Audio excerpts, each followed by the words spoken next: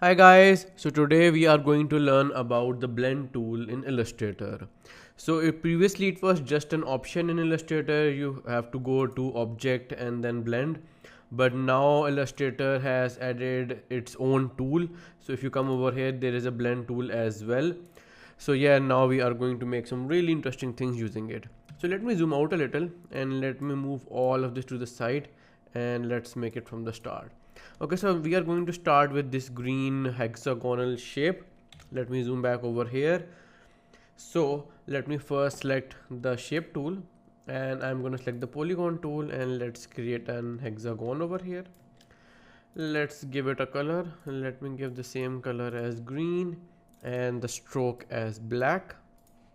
Okay, so basically you might be wondering that if I created this, I would have copied this once and then control D and again. So this is something which is not very feasible if you are doing the same thing over and over again. And also there are other things which you can do with blend. So let me show you how. So I have this hexagon over here. I'm going to press Alt or Option and drag it over there. So let's just say I want a lot of copies of this. So I won't have to copy this again and again. Let me show you how you can make multiple copies of this. So I'm gonna select all of this. Then I'm gonna go to Object, Blend, and then Make. So you can see that we have a lot of copies over here. But you can even adjust this. So let me show you how. Then we can go to Object again, Blend, and over here you can select blend options. So there are a couple of options over here. You can select steps. So by default it is set to 11. I guess this is what I was making before. So you can decrease this if you want. Let's just say you want less steps. So if it says 5 over here, apart from these two, there will be 1, 2, 3, 4, 5 in between these two. So I can increase this like a lot, maybe this, and hit OK.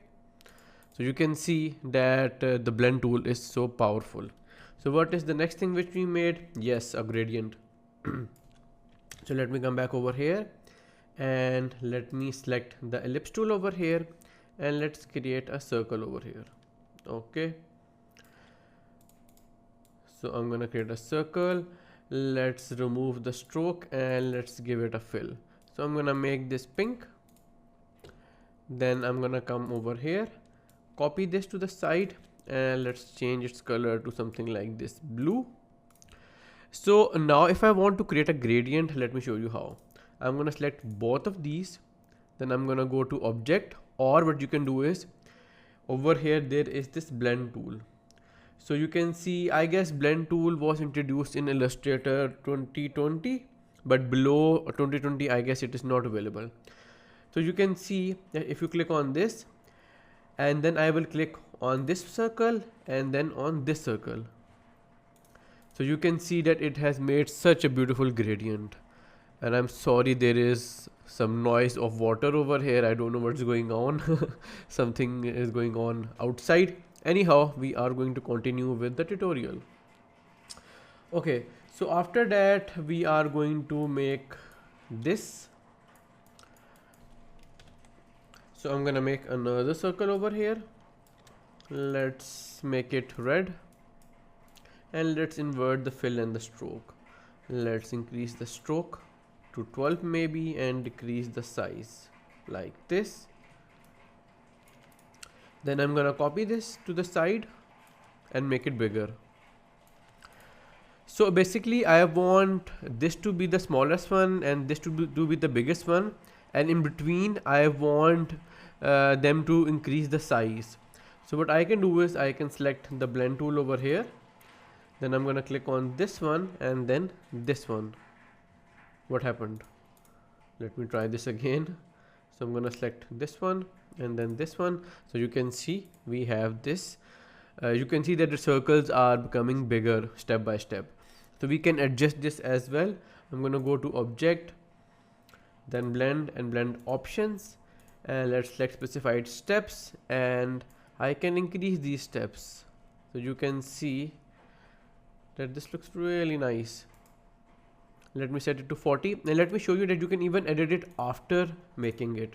So I have made this and let's just say I want to decrease the stroke. So I'm going to double click on this one to select this specific circle, and let me decrease its stroke. So I'm going to set it to 4.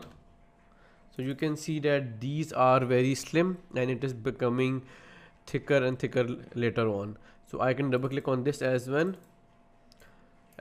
sorry, and decrease the stroke of this as well. So yeah, this is pretty much it on stroke, about blend. But there is one more interesting thing which you can make using this.